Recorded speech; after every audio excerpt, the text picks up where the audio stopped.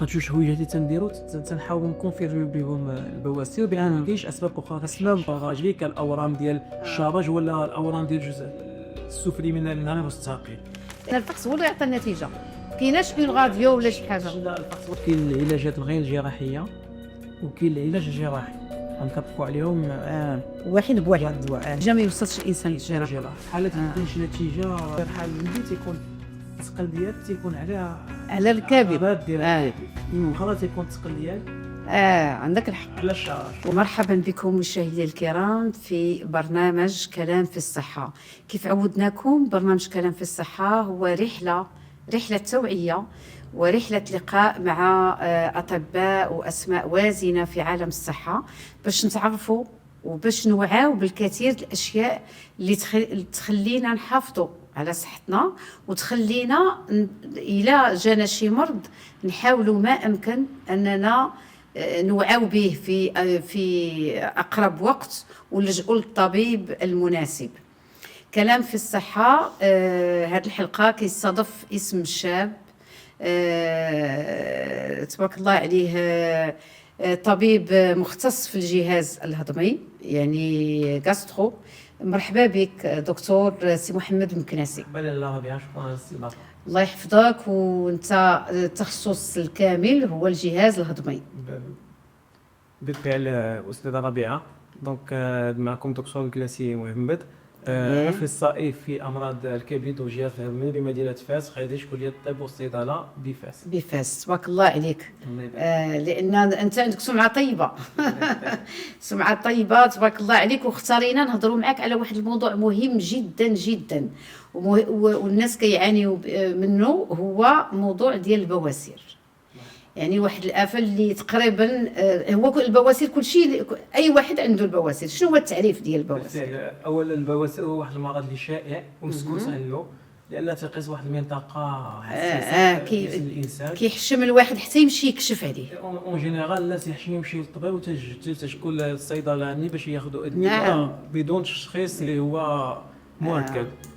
دونك هاد البواسير نقدروا نعرفوهم بانهم واحد التوسع أو التهاب أو احتقان غير طبيعي في الأوردة الدموية الموجودة في المنطقة السفلى من المستقيم وحول الشرج. نعم. أوردة. هما أوردة. يعني عريقات. هما ما يعرف بالدوالي. دوالي المنطقة الشرجية. إذن هاد الدوالي كيوقع فيهم مشكل، كيوقع فيهم احتقان والتهاب. هما هاد الأوردة الدموية هما موجودة عند جميع في الحالة الفيزيولوجية، موجودة عند جميع الأشخاص. كلشي عندهم هذا المشكل ديال الانتفاخ والالتهاب وما يسمى بالبواسير. نعم. هما تنقسموا لعدة أقسام من 4 أنواع. كالبواسير الخارجية، هي كنسمعوا البواسير الداخليين والخارجيين. البواسير الداخلية، البواسير الداخلية تيكونوا في العريقات اللي في الجزء السفلي من المستقيم، تيكونوا غير مرئيه، يعني من داخل غير مرئيه. وعاده ما تؤديوش للالم، تيكون فيهم واحد النزيف اللي هو نزيف شرجي. نعم. النوع الثاني من البواسير هما البواسير الخارجيه. هما تيكون ككتل او تورمات على سطح الشرج، تكون مرئيه وتؤديو الالم كبير. والالم وايضا النزيف الشرجي او حكه. النوع الثالث من هاد البواسير هما البواسير المتدليه. هما اللي تيكونوا ناتجين عن انتفاخ وتدلي بواسير داخليه. نعم. تيكونوا مرئيه عند فتحه الشرج. وهناك النوع الرابع والاخير هما البواسير المتخثره او ما يصطلح عليها بلا ترومبوز هيمورويدير. هاد البواسير كجلطه دمويه تتكون داخل نسيج البواسير وتعطي الم حاد غالبا ما تنشوفوها ككتله زرقاء عند سطح الشرج. نعم. هو 4 انواع ديال البواسير. نعم. وحنا علاش بغينا نديروا معك هذه الحلقه سي محمد؟ لان الناس بحال اللي قلتي في البدايه كيمشيو عند الفارماسيان كيشخص راسو ويمشي لا فارماسي وياخذ الدواء، وربما ما يكونوش كاع البواسير. هذا غلط.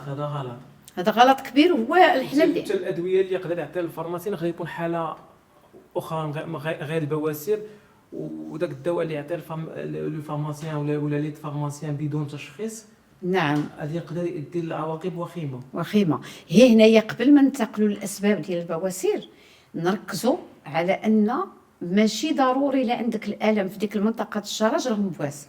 راه كاين الحوايج اخرين ربما يطوروا يوليو خايبين. اذا خص التشخيص. بطبيعه الحال الفحص السريري هو الاساس. الفحص السريري وما يبقاش الواحد يحشم، لان في الحقيقه زعما لانه هو كيفاش كيتفحصوا هاد البواسر وهي اللي كتخلي الناس شويه يبعدوا من بطبيعه الحال. ولكن محرج ولكن ضروري من الفحص، لان الفحص هو اللي يعطي النتيجه. كايناش اون غاديو ولا شي حاجه. الفحص هو اللي يعطينا التشخيص الادق واش يكون العلاج الادق. نعم. اذا شنو هما الاسباب دكتور؟ دونك بالنسبه للاسباب او بلوتو العوامل اللي تؤديو لهذه البواسير، هناك نوعين من العوامل. هذه البواسير هذه تقدر تكون ناتجه عن ضعف في البنيه الداعمه للأوردة الشرجية، إما بسبب تقدم في العمر أو بسبب عوامل وراثية. حتى الوراثة في البواسر طبيعي الحال. وهناك بعض الأسباب الأخرى اللي تكون عندنا واحد الضغط على داخل البطن أو داخل الأوردة الحوضية. واحد الضغط إما تيكون سوموندير لواحد لا كونستيباسيون، يعني واحد الإمساك. حتى لا كونستيباسيون بطبيعة الحال واحد الإمساك أو إسهال مزمن، أو سمنة، حتى السمنة، أو رفع الأثقال. الجلوس أو الوقوف، الجلوس لمدة طويلة، الوقوف طويلة. السعال المزمن، حتى السعال المزمن تينتج لنا واحد الضغط على مستوى المنطقة الشرجية. عند المرأة الحامل خصوصا حتى في الولدة، عند المرأة الحامل خصوصا في الفترة الأخيرة، حيث يكون الجنين بحال كيضغط على المنطقة الشرجية. يعني تقريبا أسباب متعددة. والأعراض؟ أعراض البواسير، دونك العرض الأكثر شيوعا للبواسير هو النزيف الشرجي. الدم تكون ريكتوراجي، أي الدم. وعادة هذا الدم الخاصية ديالو تيكون مع التبطس، وتيكون اللون ديالو أحمر فاتح. تنقدروا نلقاوه اما في البابي ايجينيك او على سطح البراز داخل المحل. هذا هو الأعراض الأكثر شيوعا. هناك أعراض أخرى كالألم المنطقة الشرجية. والألم في المنطقة الشرجية غالبا ما تكون ألم حادة ومفاجئة. بعض الأحيان تتمنع الجلوس، خاصة إذا كانت هناك بواسير خارجية أو متخثرة، تكون الألم حادة تمنع الجلوس بطبيعة الحال. هناك بعض الأعراض الأخرى كالحكة، الإحساس بالتهيج في المنطقة الشرجية. المهم الانسان اللي حس بهذا الشيء خصو يشوف الطبيب اللي قلتي، هو الفحص السريري هو اللي كيبين بالضبط شنو اللي كاين ياك. فبالتالي التشخيص قلنا هو انه يمشي عند الطبيب، زيارة الطبيب المختص، وغادي يتعرض لهذا الفحص. وهذا الفحص راه عادي بحال الفحص ديال العين وديال الاذن وديال جميع الفحوص. اي الانسان حيت بحال اللي قلنا قبيله الناس كيهربوا شويه من هذا الفحص. ما يمكنش تنوب لا غاديو على هذا الشيء.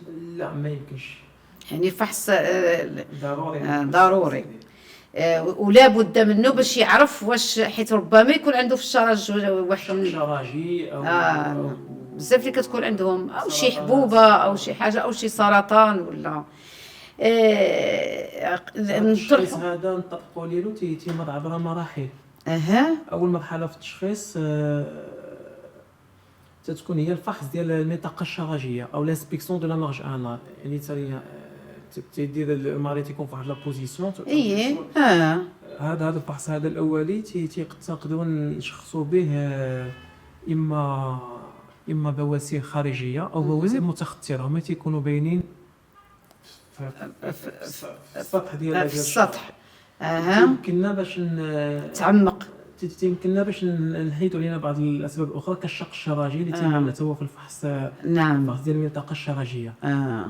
من بعد هذا الفحص ديال المنطقه الشرجيه هناك واحد ليكزام هو اللي تيخافوا منه بزاف الناس، هو الفحص الاسبوعي او ما يسمى بالتوشي ريكتال. هذا الفحص الطبيب تيتم بادخال الاصبع ديالو في شرج المريض باش تيتحسس واش وجود اورام او لا. وهذا الفحص يمكننا ايضا من تقييم التوتر العضلي في عضله الشرج. هذا التوتر في الشق الشرجي التوتر العضلي تيكون مرتفع. نعم. دونك هاد التشويجات اللي تنديرو تنحاولوا نكونفيرميو بهم البواسير بان ما كاينش اسباب اخرى شرجيه كالاورام ديال الشرج ولا الاورام ديال الجزء السفلي من المستقيم. هنا نبغي نسولك دكتور، البواسير ما كيؤديوش السرطان؟ البواسير ما تيؤديوش السرطان في حاله من الحالات، يعني الا تعالجوا الانسان بطبيعه الحال. من بعد الفحص الاسبوعي تنقدروا نديروا واحد المنظار الشرجي، منظار بلانيسكوبي. وليت واحد المنظار هو كيبين واحد الاله تدخل في شرج المريض تقدر تبين لنا البواسير الداخليه. البواسير الداخليه ماشي دائما هي متدليه. هي درجات. هذا الفحص بالمنظار الشرجي تيمكننا باش نعرفوا الى درجات درجات البواسير الداخليه. هناك اربع درجات بغيت نعرفوا واخا يمكن الدرجه الاولى تكون هناك بواسير داخليه غير متدليه، ما تكونش متدليه غير نقيه بالعين المجرده. في الدرجه الثانيه تكون هناك بواسير تتدلى مع التباطؤ وترجع تلقائيا بعد التباطؤ. الدرجه الثالثه والرابعه هما درجات متقدمه، تيكون الدرجه الثالثه تيكون فيها تدلي البواسير وما مع امكانيه الرجوع ديالها ولكن يدويا. وي. والدرجه الرابعه والاخيره هما بواسير داخليه متدليه اللي ما يمكنش ترجع تبقى ديما متدليه، اللي خصها تزول بالجراحه. تزول اما بالجراحه اما كاين ادويه، كاين اساليب اخرى. نعم. واللي نبغي ننبه له هو بعض الاحيان كاين بعض الحالات علامات اللي تيخصنا ضروري نديروا المنظار الكلي اللي يقولوا ديك الكولوسكوبي. واخا لقاو بان كاين هناك بواسير اللي تيساني ولا تيسفو، لا تنكملوا بالمنظار لان ربما عنده علاقه شي حاجه بالسرطان. هناك علامات كتقدم في العمر اكثر من 45 50 سنه، وجود فقد دم غير مفسر، وجود فقدان الشهيه او فقدان الوزن في الفتره الاخيره، تغير مفاجئ في نمط البراز، او هناك للناس اللي عندهم دي زونتيسيدون فاميليو، يعني قصه عائليه ديال سرطان القولون والمستقعد ديال لو كونسير كولوريكتال. يعني واخا تيكونوا بواسير كونفيرمي تيكون لازم ضروري نكملوا في هذا لاكولوسكوبي باش كيطمئن الانسان، نحيدوا الفرضيه ديال وجود ورم في الفوق في المصران اللي يقدر حتى يعطينا لوسينيومون او ميم طون كل بواسير. لا اله الا الله. بالنسبه للعلاج سي محمد، العلاجات هناك عده انواع من العلاجات، وعاد نهضروا على الوقايه نخليوها هي الاخرى. العلاج دونك العلاج كاين ثلاثه انواع ديال العلاجات. كاين العلاجات نقولوا الطبيعيه ولا المحافظه مع الادويه، وكاين العلاجات الغير الجراحيه، وكاين العلاج الجراحي كنطبقوا عليهم واحد بواحد. بالنسبه للعلاجات المحافظه تعتمد اولا على هي تكون بالنسبه للبواسير الخفيفه الدرجه الاولى والثانيه، تعتمد اساسا على في هذه العلاجات الطبيعيه تعتمد اساسا على ديك كريم. لا قبل لك خيبه خاصها تحسين نمط الحياه. نعم.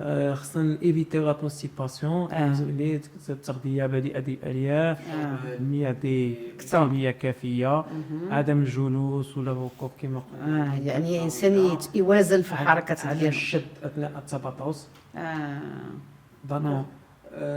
كاين بعض العلاج بعض الحمامات الدافئه تينفعوا حتى هما في حمام شرجي دافئ تينقصنا من الالتهاب.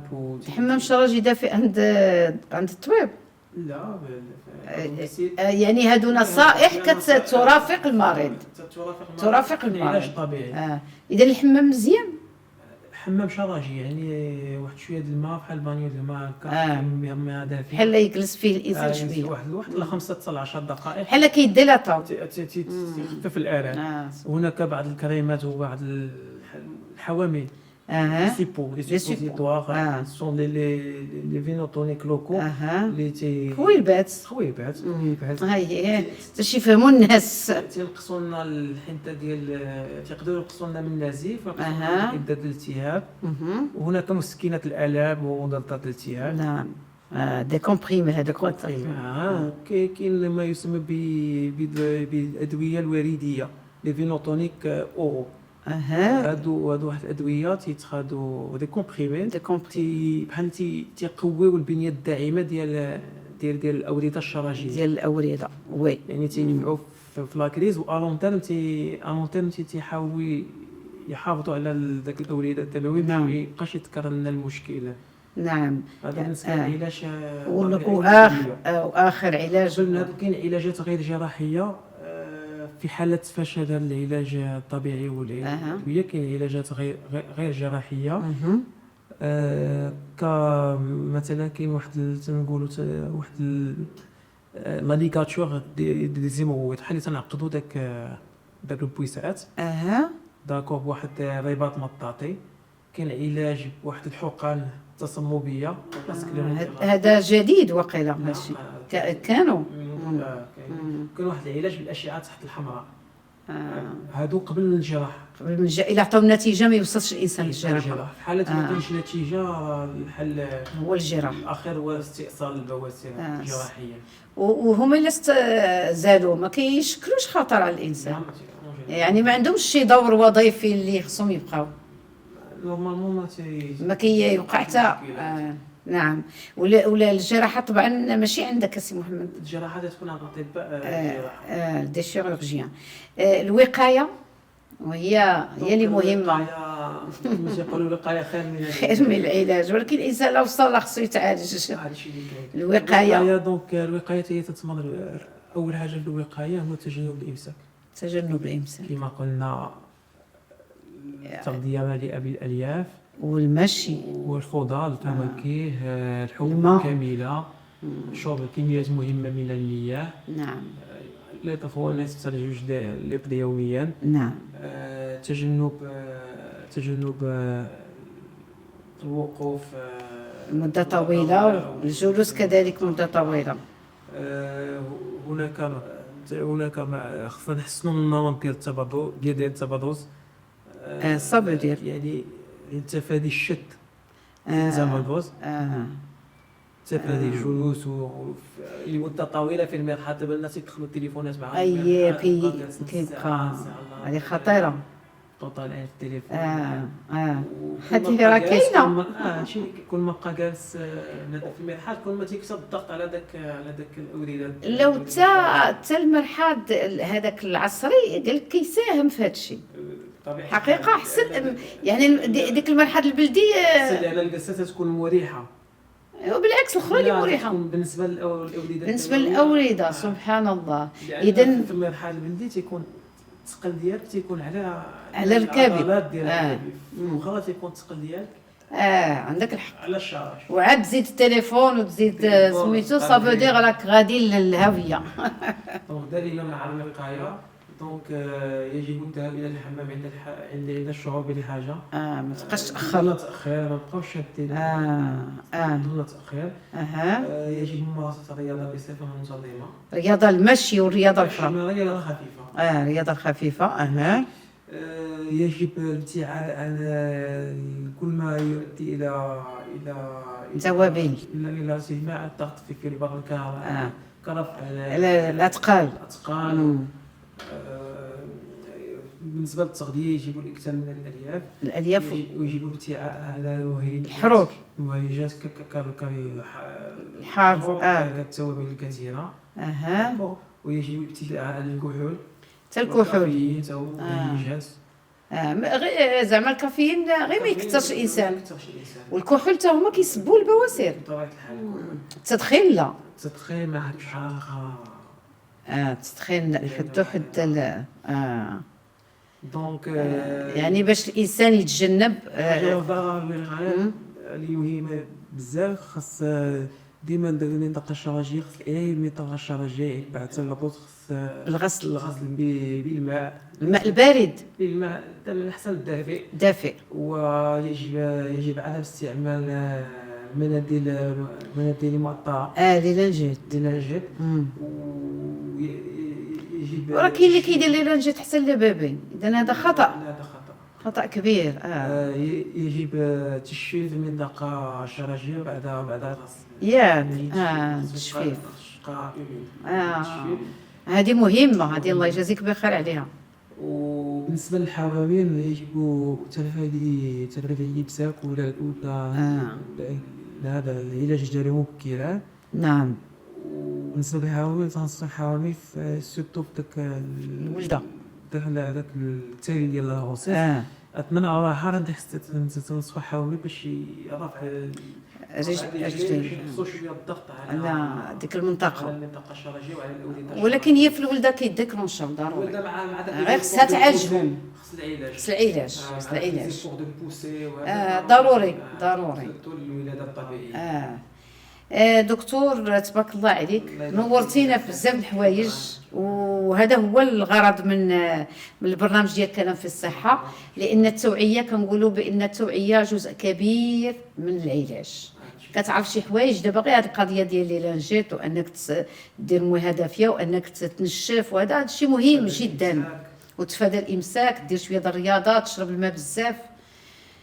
شكرا جزيلا على هذه المعلومات، وكنتمنى ان شاء الله نستضفوك في مواضيع اخرى، لان الجهاز الهضمي بحال بغيت نقول بحال الساريه ديال لو كور، يعني تقريبا مع لو ستريس مع هذا كل شيء كيعاني من بزاف ديال. شكرا جزيلا، وكلمه اخيره للبرنامج. تنشكركم على الاستضافه، ونتمنوا ما تكونش اخر حلقه ان شاء الله. لا ان شاء الله، ان شاء الله غنتلاقاو مرات ومرات، ان شاء الله. والى لقاء اخر مع برنامج كلام في الصحه، وطبيب في تخصص اخر لمواصله رحله التوعيه. شكرا.